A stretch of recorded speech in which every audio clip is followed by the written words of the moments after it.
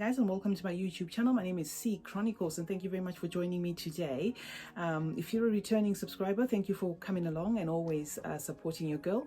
If you're new on this channel, I do fragrance reviews and I do lifestyle videos, and I do hope you do consider subscribing after watching this video. Today I come to you with a fragrance review.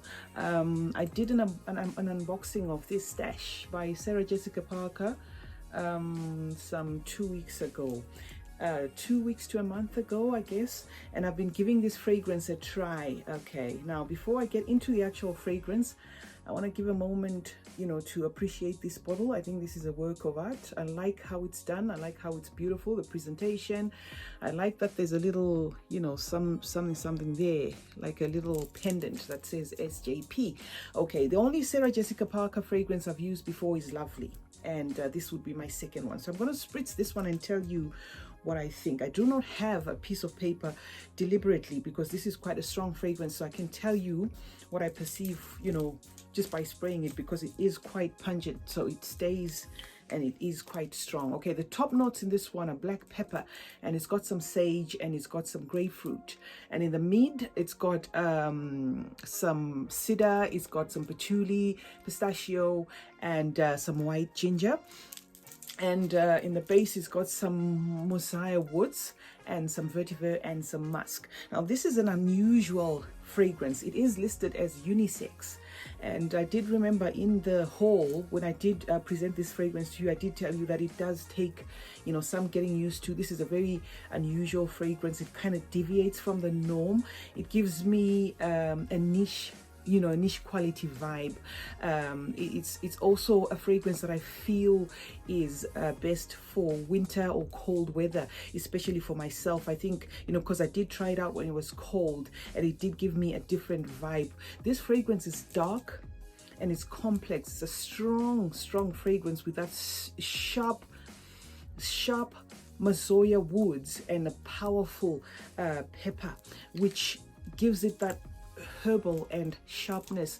It is dominant in sage, which actually makes it super herbal, like I said before, and it is very aromatic. It turns spicy, it turns rummy. I do detect some rum in it. It doesn't have rum as a note listed, but I do detect some rum in this. Very balsamic and creamy, and it does share some similarities with Katy Perry's Indie, and that was the reason why I bought it, because I do love Katy Perry's Indie. However, this one is quite emmed up. If you've used Katy Perry's Indie, what to expect of this one is an amped up version, or maybe 3 times more, how can I say it? It's in your face 3 times more than Katy Perry's Indie, which is quite subtle. Although it does share the same vibe, it is an unusual herbal fragrance that is kind of like in the niche family. It is also an acquired kind of scent, an acquired kind of smell, where it did get some getting used to for myself, and then I decided to spray it on my clothes and leave it and then see how it goes. You tend to crave this kind of fragrance, so it does have an addictive quality to it, in the sense that you do crave it. It's exotic as well. It's also a bit zesty, and a realistic interpretation of woods. If you're walking in the woods or in the forest, this is what you get. It gives me also, if you've used the tea tree products, it does have that kind of tea tree vibe to it. Whatever woods are in those products, it is green, it's calming, it's got that tea tree vibe. So if you've used some of the tea tree products, then there is something in this that reminds me of the tea tree products, but overall it is, I would say, generally a nice fragrance. But do remember, like I said, when in the haul, it is a fragrance that I wouldn't recommend as a blind buy for gifting, unless you're doing it for yourself, because it does kind of have that uniqueness to it. It's not your traditional designer fragrance kind of, you know, that you get the plastickiness from the designer fragrances, the genericness where some of them smell similar to each other. This is quite different. This is deviating from the norm. So if you want something that is really different, something that is medicinal, something that is quite green, something that is herbal and in your face, this is it. And the longevity is perfect. I used this on my clothes, and I did get the wafts of this even, you know, the next day and the day after. You know, I have tried to use it on not so much on my skin, really, just a tad bit, because I wasn't sure whether I would actually, you know, like it that much on my skin, because it is quite potent. It is quite balsamic in a way. It is a very strong fragrance, and if it sounds like something that you would like, please maybe try to get hold of it, because I do believe it's been discontinued. This one I got on Fragrance Direct. It's been discontinued, but you can still get it on some fragrance websites, but you know, it will become harder and harder to find, you know, I guess because of the niche qualityness in it. Maybe that is why it was discontinued.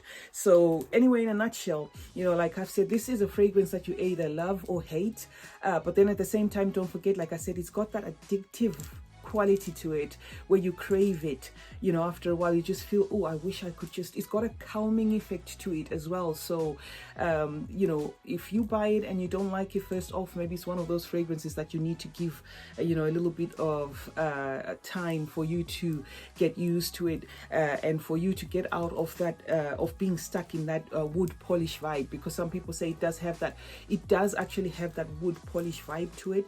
But if you've got a trained nose, you do get to start to feel some of these notes coming across, and they are actually beautiful. So I've been talking about Sarah Jessica Parker's Stash, which unfortunately has been discontinued, but you can get it because I got mine about 2 months ago, so you can still get it on the website. Try this fragrance for yourself. It's niche quality. It doesn't smell like anything I've ever smelled before, and you know, it would be a beautiful addition to your collection. And again, I would say this is one that you need to give a little more time, because if you don't love it offset, you know, after a while it does have that tendency to draw you in, and you might find yourself maybe even regretting having decluttered it. So it's been nice talking to you about this fragrance today. I hope you do consider subscribing, and I do hope you like, and meet me in the comment section. Tell me what you think, if you own it, if you were thinking of buying it. It is a cheapie as well, so you know, if you were thinking of just buying it so you could try it, it's one of those fragrances that are really on the affordable side. But you know, don't look at this as the traditional celebrity fragrance, because no, it's not plasticky, it's not generic, it doesn't smell like any of those celebrity, you know, fragrance, you know, that the DNA in the celebrity fragrance says that tends to be Barbie dolly or plasticky or something like that. This is different. So if you want something that's different, something that will be different from your collection, try this Sarah Jessica Parker Stash. And if you own it already, do let me know in the comment section what you think of it. And I hope this review has been helpful to somebody. Thank you very much for joining me today, and remember, smelling good is a form of good manners. Cheers.